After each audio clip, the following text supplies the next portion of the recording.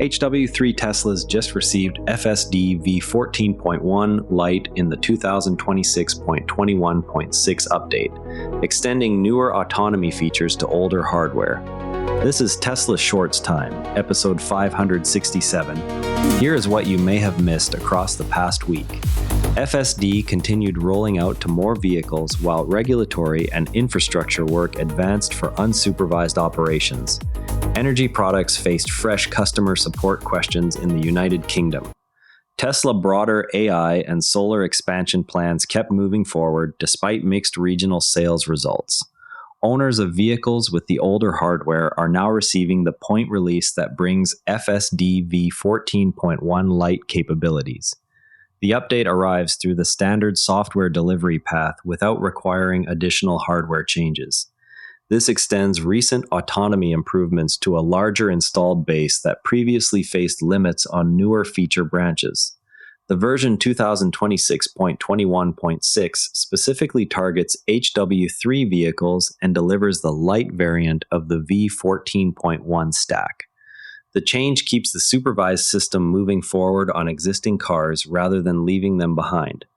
Now the focus shifts to plans for unsupervised operations in new cities. Planning documents indicate initial operations targeted for the San Diego area as part of broader unsupervised deployment preparation. The move follows earlier regulatory filings and infrastructure assessments in California. Local permitting and vehicle allocation details remain under review.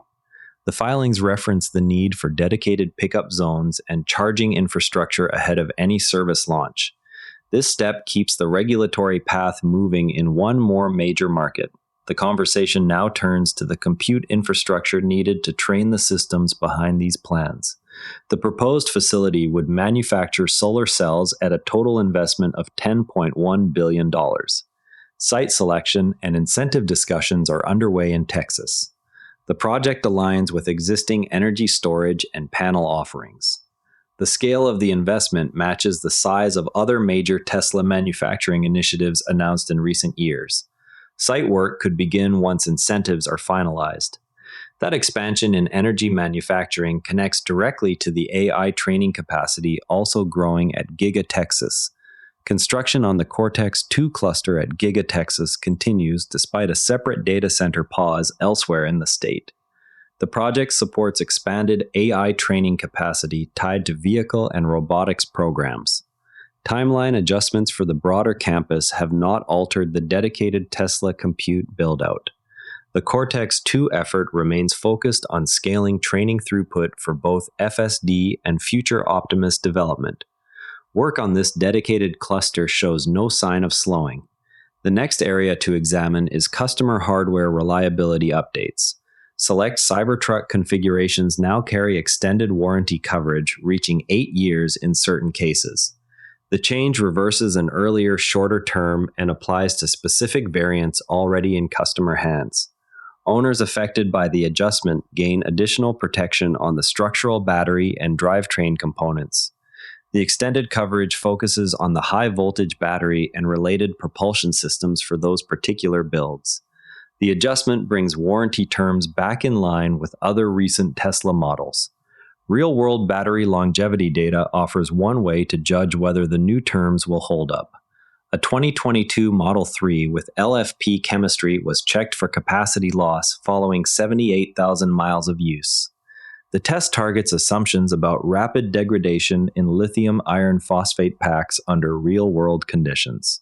Results are positioned to inform owner expectations around long-term battery health in daily driving. The vehicle in question is a standard Model 3 built with the LFP pack chemistry that Tesla has used in certain markets for cost and longevity reasons. Capacity retention at that mileage gives an early data point on how these packs behave outside lab conditions. Battery longevity data from real-world LFP packs is beginning to separate marketing claims from measurable economics. When a 2022 Model 3 retains usable capacity after 78,000 miles, the cost per mile of ownership drops because replacement cycles stretch further into the vehicle's service life. That shift changes how buyers calculate total cost of ownership and how insurers price long-term coverage. Fleet operators gain an additional lever when they can project higher utilization before packs reach retirement thresholds. The same dataset also pressures the narrative that all lithium chemistries degrade at similar rates. LFP different degradation curve means fleet operators can plan for higher utilization before packs reach the typical 70 to 80% retirement threshold. Manufacturers that lock in LFP for high mileage duty cycles therefore face lower warranty reserves and slower inventory churn for replacement modules. A residential unit failed completely after 1 year of service, cutting off both solar export control and emergency power. The outage occurred without prior warning and left the home reliant on grid supply alone. Tesla has not yet published a widespread fix or extended warranty adjustment for similar early failures. The case follows another recent United Kingdom report of incomplete Powerwall 3 installations that also left customers without working systems. Support gaps in the residential energy line remain an area worth watching. BYD recorded higher European sales than Tesla in the most recent reporting period. The shift reflects stronger uptake of Chinese-branded models across several EU markets. Tesla regional volume declined relative to the prior year. The report notes that BYD models captured share in multiple countries where Tesla previously held stronger positions. The pattern matches the registration drop already seen in the United Kingdom. An owner completed the first documented Tesla drive to the Arctic Ocean at age 84. The trip required careful route planning across remote northern roads and relied on the vehicle cold weather systems. The milestone highlights real-world range and charging access in extreme conditions. The driver documented the journey to demonstrate capability in sub-zero temperatures and limited infrastructure. That kind of real-world test sits alongside the competitive pressure in European showrooms. Owners note that manually flashing high beams while on FSD disables the automatic system until a full disengage and re-engage cycle.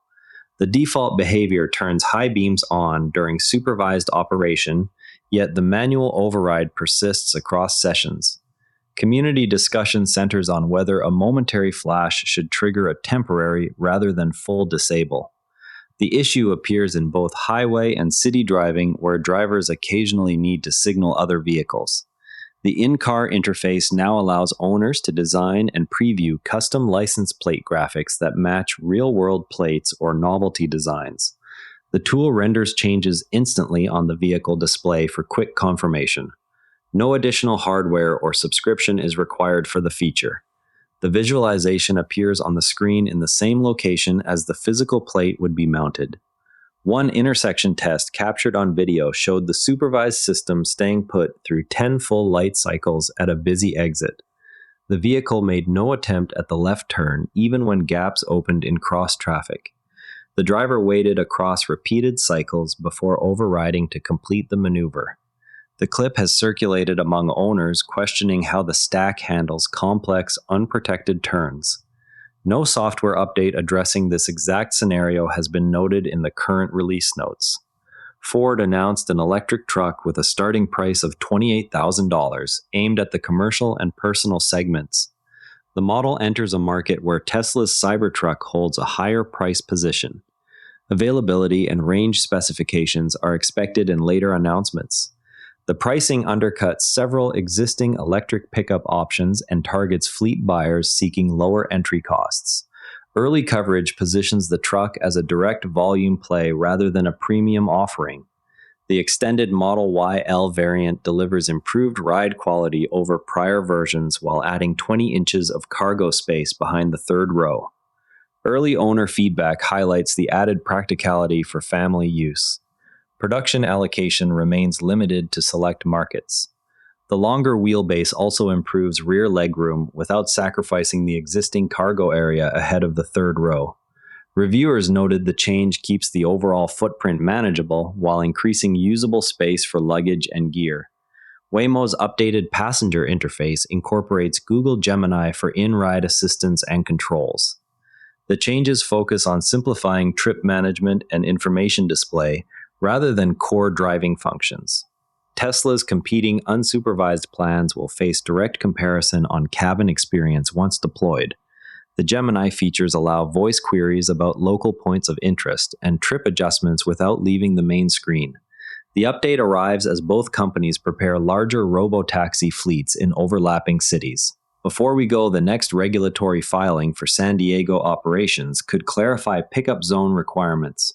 And that's a wrap on today's Tesla news. TSLA closed at $328.58, up $9.05, 2.8%. If you enjoyed this episode, please leave a rating or review. It genuinely helps other Tesla fans find us. I'm Patrick in Vancouver. See you tomorrow. One more thing. If you liked today's episode, our sister show, Fascinating Frontiers, is worth a spot in your feed. The most fascinating news from space and science. It's one of the Nera Network's daily briefings, all free at neranetwork.com. New to the network? neranetwork.com, start here, picks the right daily briefing for you in about 2 minutes. This episode used AI voice synthesis of my voice. Editorial selection and analysis are my own.